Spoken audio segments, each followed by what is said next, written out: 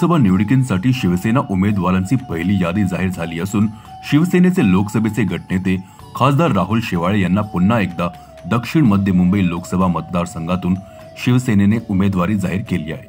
महायुतीचे उमेदवार राहुल शेवाळे यांनी उमेदवारी जाहीर झाल्यावर प्रभादेवीच्या सिद्धिविनायक मंदिरात जाऊन दर्शन घेतले। यावेळी सिद्धिविनायकाच्या आरतीमध्ये देखील ते सहभागी झाले।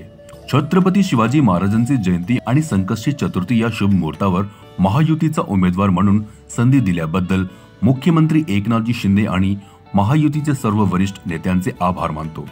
माननीय पंतप्रधान नरेंद्र मोदी यांच्या नेतृत्वाखाली देशाची सेवा करण्यासाठी पुन्हा एकदा संधी मिळाली आहे।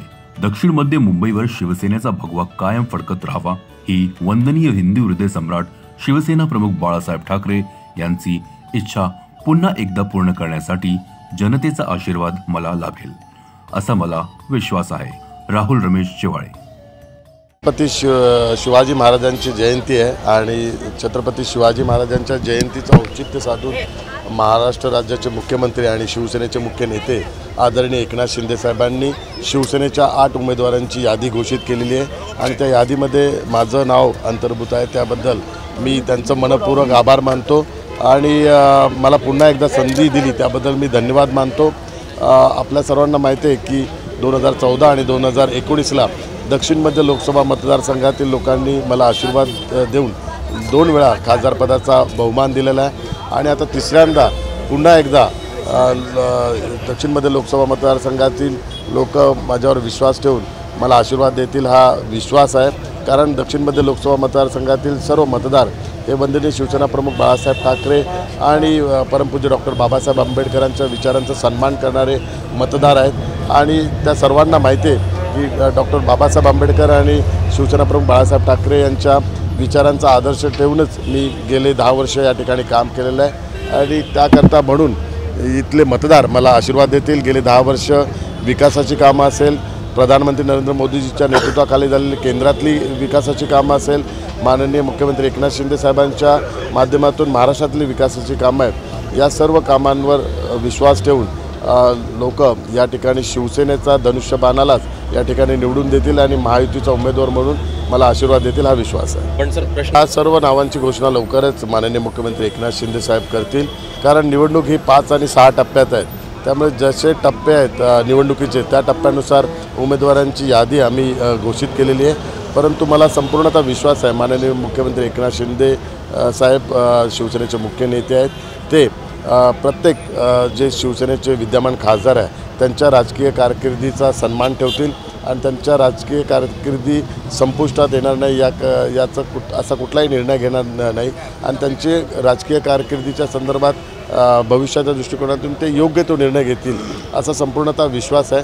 त्यामुळे उर्वरित उमेदवारांची यादी ही लवकरच घोषित होईल।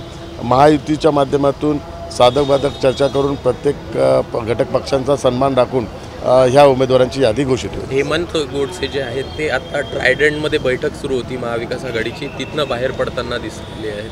कशा प्रकारे बघताय? मुख्यमंत्र्यांनी त्यांची वेळ मागितली होती पण वेळ त्यांना मिळाली नाही असं काही नाही कारण हेमंत गोडसे कालच माननीय मुख्यमंत्री साहेबांना भेटून गेलेले आणि माननीय मुख्यमंत्री साहेबांनी त्यांना संपूर्णतः विश्वास दिलेला आहे की त्यांचा उचित हा सन्मान राखला जाईल आणि काल त्यांना विश्वास दिल्या कारणामुळे काल या संदर्भातली बैठक झालेली आहे आणि त्यामुळे हेमंत गोडसे असं कुठल्याही बैठकीला जाणार नाही। सर दक्षिण मध्य लोकसभा मतदारसंघात संघर्ष आणि आव्हानपेक्षा प्रत्येक निवडणूक यापूर्वीची 2014ची असेल 19ची असेल निवडणूक ही कधी ओव्हर कॉन्फिडन्समध्ये लढवू नये। प्रत्येक निवडणूक मी जी लढवलेली आहे ती मतदारांपर्यंत पोहोचून सर्व महायुतीच्या कार्यकर्त्यांच्या माध्यमातून आम्ही सर्वांनी मेहनत केलेली आहे। त्यामुळे प्रत्येक निवडणुकीत मेहनत करावीच लागते, मतदारांपर्यंत पोहोचावं लागते।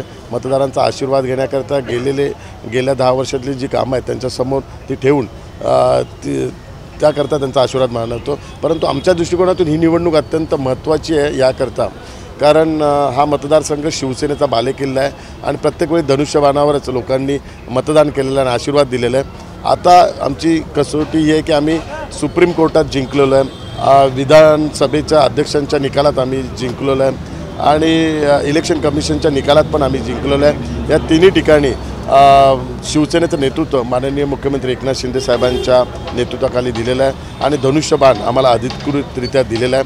त्यामुळे ह्या तिन्ही ठिकाणी निकाल आमच्या बाजूने लागलेला आहे. आता आम्ही मतदारांकडे जाणार आहोत.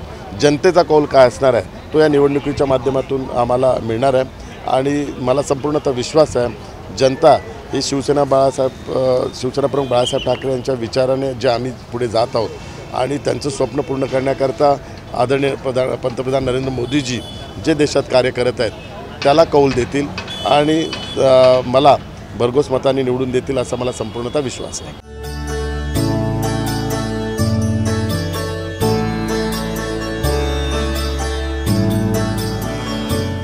CEN न्यूज देश प्रदेश की ताजा तरीन खबरों के लिए CEN न्यूज को सब्सक्राइब करें और रहें पल पल की खबर से हर पल बाखबर.